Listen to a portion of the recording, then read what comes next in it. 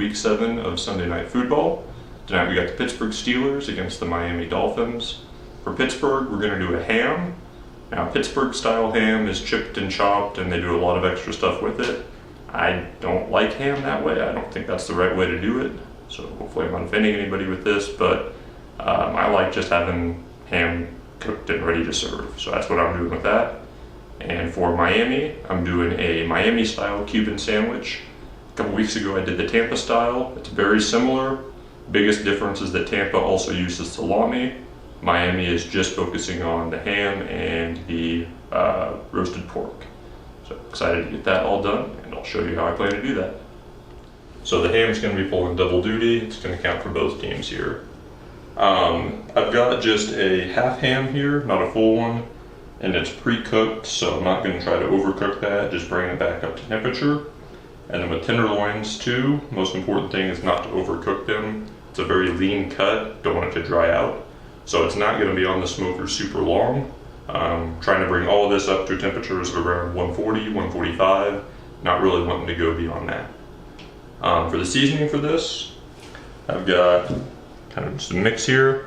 Got brown sugar, paprika, garlic powder, mustard powder, salt and pepper. I'm not going super heavy on the salt, especially for the ham. It's already been cured, it's already got some salt in there. I don't want to make it overly salty. And then you'll notice I got quite a bit of brown sugar. If you're doing this on the grill, cooking on direct heat, you're going to want to dial back on the brown sugar, maybe exclude it completely. That will burn if it's applied to direct heat, so you want to be careful about that. But if you're doing this indirect heat on the smoker, like I'm planning to today, with some brown sugar on the pork, always gives it a nice sweet flavor, kind of counterbalance all the other savory stuff we're getting in there. So I'm going to get those mixed up, get those little clumps of mustard and brown sugar broken down so it's more evenly mixed. Alright, and then I'm using just plain yellow mustard as a binder. You've seen me do this before. I'm not trying to give a ton of flavor here. This is more just making the surfaces of the meat a little bit stickier so that the rubs will be able to do everything that I'm wanting them to do. So I'm going to get that coated onto the surfaces here. Don't need a ton of it anywhere. And I'm going to do the same thing with the ham, especially here on the sides with all the ridges. I want to make sure that I actually am able to get some of the rub to stick there if I can, so that flavor gets spread more evenly.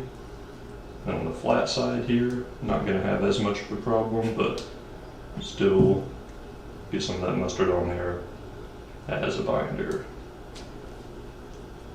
Now, just taking my rub, putting it on all the surfaces here. Again, since I'm going indirect heat with all this, doing it on the smoker, I can afford to have a pretty healthy dose of brown sugar on there. It's not going to have any real risk of burning and ruining the meat.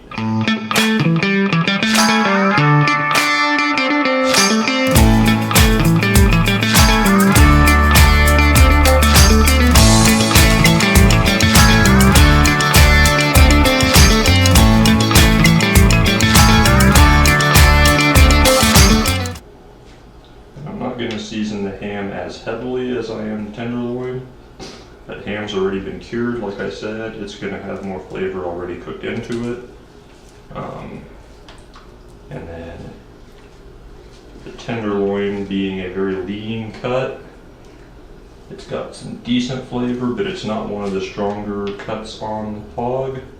And so that's where I want most of this seasoning to end up. So the ham here, it's going to get just a lighter dusting, but I'm still going to get some extra flavor on it. You don't even have to season a ham if you don't want to. It's already got lots of good flavors on it from the curing process. But tenderloins, you always want to get good flavor on. It's a pretty mild piece of meat, but it's really tender. If you do it right, it can be really good. Alright, so I've got all the meat off of the smoker. It was running at about 275 degrees. It took a total time, I think, about an hour and a half, hour 45. With tenderloin, pork tenderloin, and with ham both, you want to get them off the smoker with internal temperatures in the 140 to 145 range. Again, if you go over past that, it's going to start to dry out. And then once you've got it, we're going to cut these into thin slices. With the tenderloin, it's not too hard to slice it. The grain runs pretty much exactly through. So I'm just going to come through here. Try to keep mostly pretty thin slices since this is going to be going on a sandwich.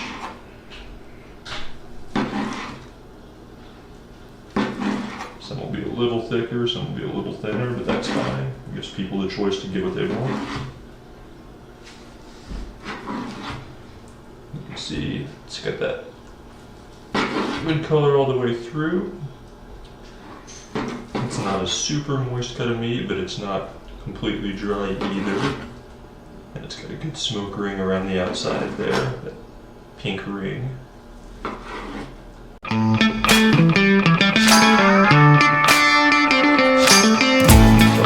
Because it's already starting to try to fall apart on me here just as it's being sliced.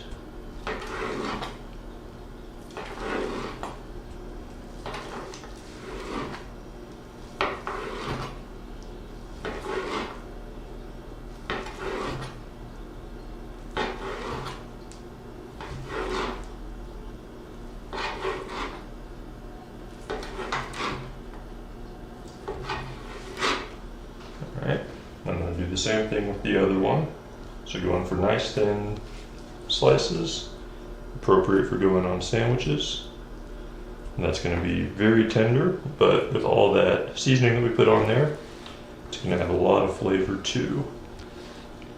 Now for the ham, you can slice it pretty much however you want, but the easiest way is just going to be going right along with how it was kind of prepared.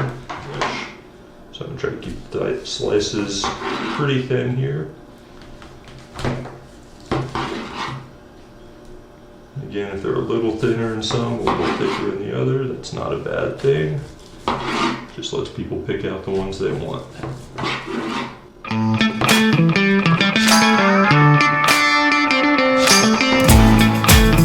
Now toward the end, where it's going to be getting trickier to slice it without cutting off my fingers.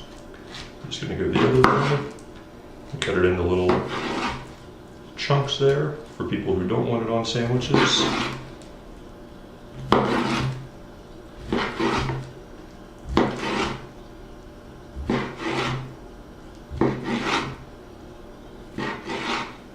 So we got nice little sandwich style ones here, and then some just for snacking on individually here. We're going to be ready to go. Put together the Cuban sandwich. You want to get, if you can get Cuban bread, that's ideal. If not, French or Italian is pretty close. And then Swiss cheese is kind of a standard there. I like provolone better, so I'm doing that. And then whatever toppings you want to put, mustard, relish, anything like that. I got just a little bit of pickle relish here and a little bit of a spicy brown mustard that I like. And then it's just time to load things up. So I'm going to go split one of my ham slices in half. I'll put that on first. And then just get a few of these little pieces of tenderloin here. And then load that all together. And that'll be my Miami style Miami style Cuban sandwich. Thank you again for joining us for week 7 of Sunday Night Football, Pittsburgh Steelers against the Miami Dolphins. So ham and the Miami style Cuban sandwich. Thanks as always to my wife Evelise for doing all the recording and editing and all of that. And hope to see you next week. Feel free to like, share, subscribe, anything you want to do, and then be back next week with the next round of food.